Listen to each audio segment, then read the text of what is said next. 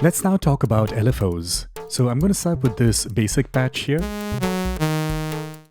So I do have an ADSR hooked up to this VCA to control the overall amplitude of the sound, and I've already explained how ADSRs work. So let's take a look at the other modulator called LFOs. So I'm going to unlock this patch, and now let's head into the modules category here, go into BEAP, and I'll open up this folder, and let's go into the LFO category. I'm going to load up the basic one that's just BEAP LFO.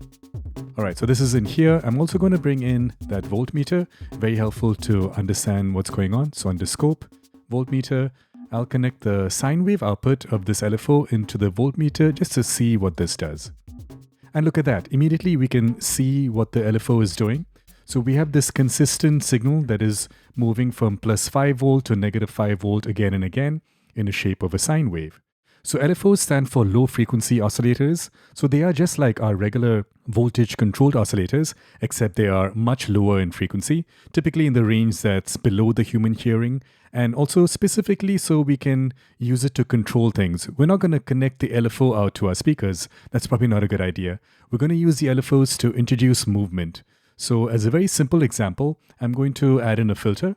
So let's go into the filter category here and load in, let's say, the ladder filter. I like the ladder filter. It's based off of the Moog design, the original Moog design. So holding shift, I'm going to place this into the signal path. So that's happening right after the oscillator. And now let's modulate this filter frequency. So I'm going to take the output of this sine wave and plug it into any of the CV inputs. Now this CV input has a 1 volt per octave range, which is nice, it could work. This one does not. This one has a range of 0 to 5, so it only works in the positive. So it's interesting how we have 3 different inputs for modulation, and they have different ways of modulating the same parameter, which is this knob here. Now it doesn't say what it's modulating, but it is this knob. Usually that's the most useful parameter to modulate, the filter frequency. So now this LFO is going into CV1. CV1 amount is set to 0, so if I play notes right now, you're not going to hear anything. Well, you're not going to hear any movement, but if I increase CV1, there we go. So we can hear how the filter frequency is being modulated by this LFO shape. I can make it go faster. It goes quite fast into the audio rate. So that's kind of nice. Let's try a different output. So I'm going to unlock the patch, delete this cable. Let's try this up shape. I'm also going to connect it to the scope. Let's plug it in here and plug this in. In fact, this time let's try CV2. Lock the patch. Let's slow it down a bit so we can see the movement. Now this is interesting. This looks like a sawtooth shape because it starts from the lowest value, negative 5, and goes all the way up to positive 5. And then immediately drops back down to repeat that pattern. All right, so let's hear this. I'll slowly increase CV2.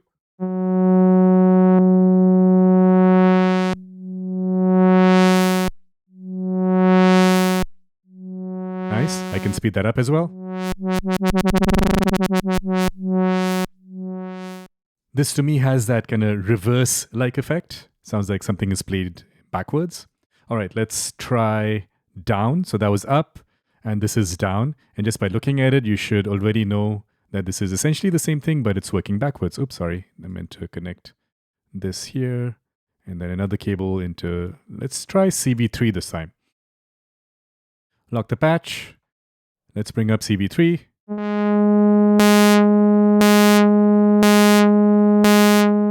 All right, so to really understand the difference here, so we can hear that kind of pluck-like shape.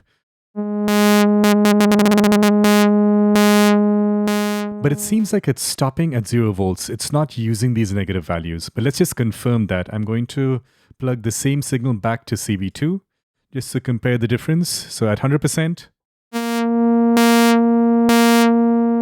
sounds fairly bright in the so-called lower register. And if I use this, listen to that. It's clearly moving that filter frequency all the way down to the lowest value.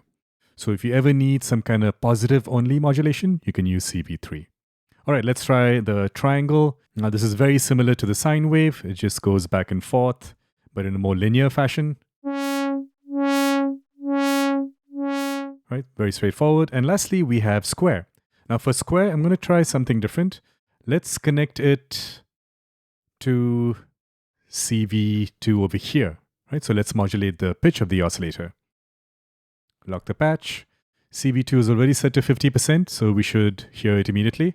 I'll open up the filter frequency. So you hear this very odd, almost like a ambulance sound. Let's make it go faster.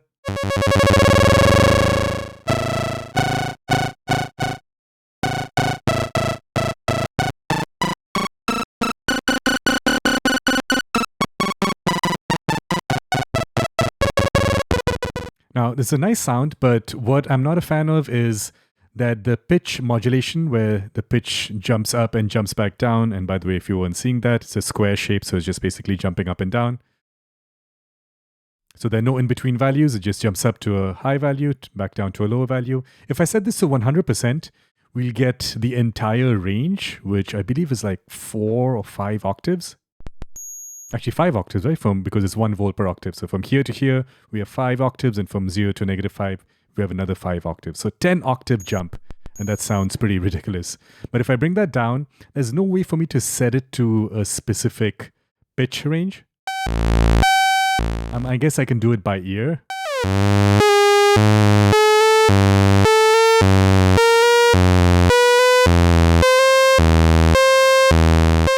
That sounds kind of like an octave.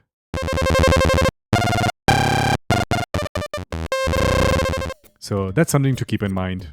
All right, so that's a little bit about LFOs.